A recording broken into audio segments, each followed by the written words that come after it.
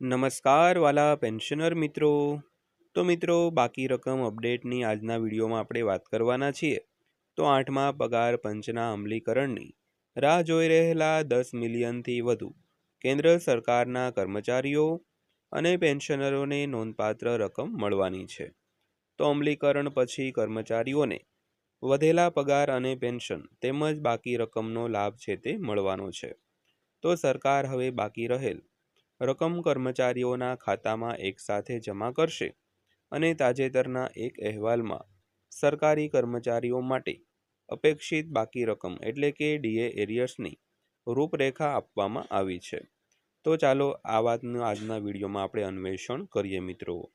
તો ખાસ કરીને 8મા પગાર પંચના અમલીકરણથી 10 મિલિયનથી વધારે કેન્દ્ર સરકાર અને રાજ્ય સરકારના કર્મચારીઓ અને પેન્શનરોના નોંધપાત્ર રકમ મળવાની છે. તો અમલીકરણ પછી કર્મચારીઓને વધેલા પગાર તેમજ બાકી રકમનો લાભ છે તે પણ મળવાનો છે.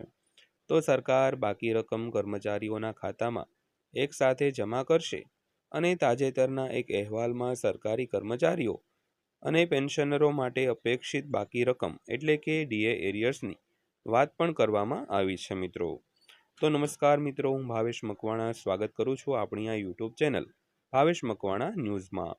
તો આજના વિડીયોમાં આપણે વાત કરીશું પેન્શનરોની આજરોજ તારીખ 22/3/2026ના રોજ સાંજે થઈ છે મોટી જીત અને પેન્શનરોએ વહેંચી છે મીઠાઈ. તો મિત્રો, આજના વિડીયો તમારા માટે ખૂબ જ અગત્યનો છે. તો વિડીયોમાં અંત સુધી બન્યા રહેજો અને આપણી આ ચેનલ સબસ્ક્રાઈબ ન કરી હોય તો ડેઈલી આવી જ અપડેટો મેળવવા માટે આપણી આ યુટ્યુબ ચેનલ ભાવેશ મકવાણા ન્યૂઝને અત્યારે જ સબસ્ક્રાઈબ કરી લેજો દોસ્તો. તો જોઈએ આજનો આ વિડીયો વિગતવાર. તો સૌથી પહેલા જોઈએ કેન્દ્ર સરકારે જાન્યુઆરી 2025માં 8મા પગાર પંચની રચના કરી હતી.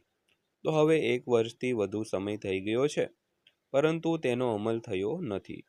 તો સરકારે પગાર પંચને રિપોર્ટ તૈયાર કરવા માટે 18 મહિનાનો સમય છે તે આપ્યો છે. તો એવી અપેક્ષા રાખવામાં આવી છે કે નવું પગાર પંચ હવે ટૂંક સમયમાં લાગુ કરવામાં આવશે. આ દરમિયાન કેન્દ્રીય કર્મચારીઓ અને પેન્શનરોના મનમાં નવા પગાર પંચ ક્યારે લાગુ થશે તે અંગે ઘણા પ્રશ્નો ઊભા થઈ રહ્યા છે. તો તેમને કેટલો પગાર વધશે? આ ઉપરાંત શું તેમને બાકી રકમ એટલે કે ડીએ એરિયર્સ મળશે કે નહીં? તો જો તેમને મળશે તો કેટલું મળશે? તો આજે આ સમાચારમાં આપણે આ બધા પ્રશ્નોના જવાબ છે તે જાણીશું મિત્રો.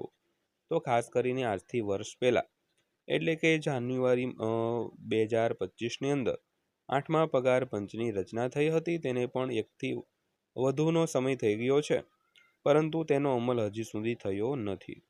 તો સરકારે પગાર પંચને તેનો રિપોર્ટ તૈયાર કરવા માટે 18 મહિનાનો સમય પણ આપ્યો છે. તો હવે એવી અપેક્ષા છે કે નવું પગાર પંચ ટૂંક સમયની અંદર લાગુ થવાનું છે. તો આ દરમિયાન કર્મચારીઓ અને પેન્શનરોના મનમાં ઘણા બધા પ્રશ્નો છે કે નવું પગાર પંચ ક્યારે લાગુ થશે અને તેમનો પગાર કેટલો વધશે, ઉપરાંત બાકી રકમ એટલે કે ડીએ એરિયર્સ મળશે કે નહીં? તો જો તેમને મળશે તો કેટલી મળશે? તો આજે આ સમાચારની અંદર આ તમામ પ્રશ્નોની વાત આપણે વિગતવાર કરશું મિત્રો. ત્યારબાદ વાત કરીએ તો કર્મચારીઓને આટલી બધી બાકી રકમ છે તે મળશે. તો તાજેતરના અહેવાલો અનુસાર જો કમિશનની ભલામણો લાગુ કરવામાં આવે છે તો કર્મચારીઓને 20 મહિનાના બાકી રહેલા પગાર મળવાની અપેક્ષા છે.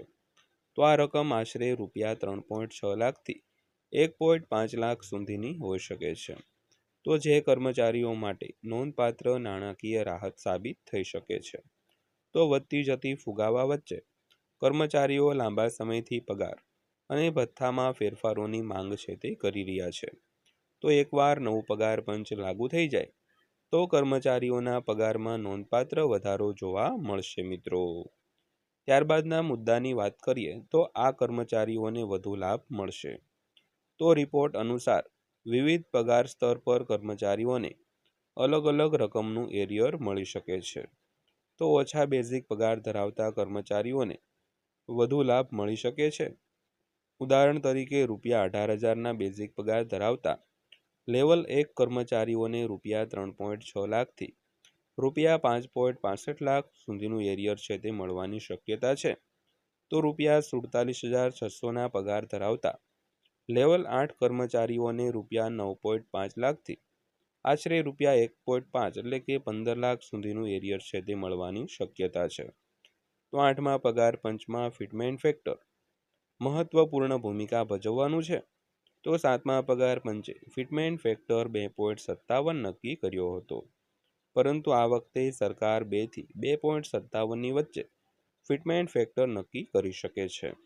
તો આ દરમિયાન કર્મચારી સંગઠનો ફિટમેન ફેક્ટર 3 થી 3.25 સુધી વધારવાની માંગ કરી રહ્યા છે.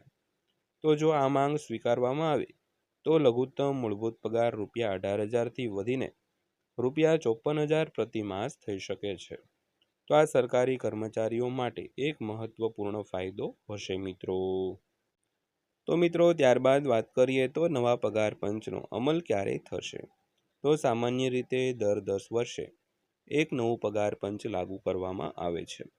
તો પરિણામે 8મા પગાર પંચની ભલામણો 1 જાન્યુઆરી 2026થી અમલમાં આવશે.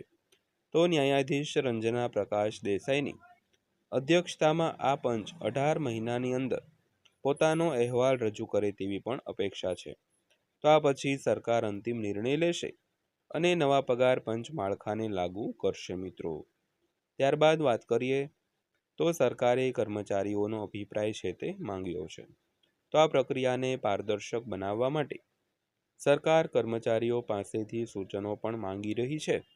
તો માય ગવર્મેન્ટ પોર્ટલ પર પ્રતિસાદ માંગવામાં આવ્યો છે અને સમયમર્યાદા 30 એપ્રિલ 2026 સુધી લંબાવવામાં આવી છે. જોકે હજુ સુધી કોઈ સત્તાવાર સૂચના જારી કરવામાં આવી નથી.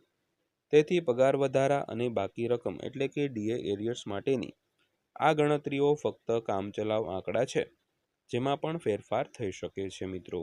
તો મિત્રો આ હતી આજની માહિતી પસંદ આવી હોય, વિડીયો સારો લાગ્યો હોય તો વિડીયોને લાઈક કરજો અને આવી જ માહિતીઓ મેળવવા માટે આપણી આ ચેનલ સબસ્ક્રાઈબ કરી લેજો. તો ફરીવાર પાછા મળીશું એક નવા વિડીયો સાથે, નવી માહિતી સાથે.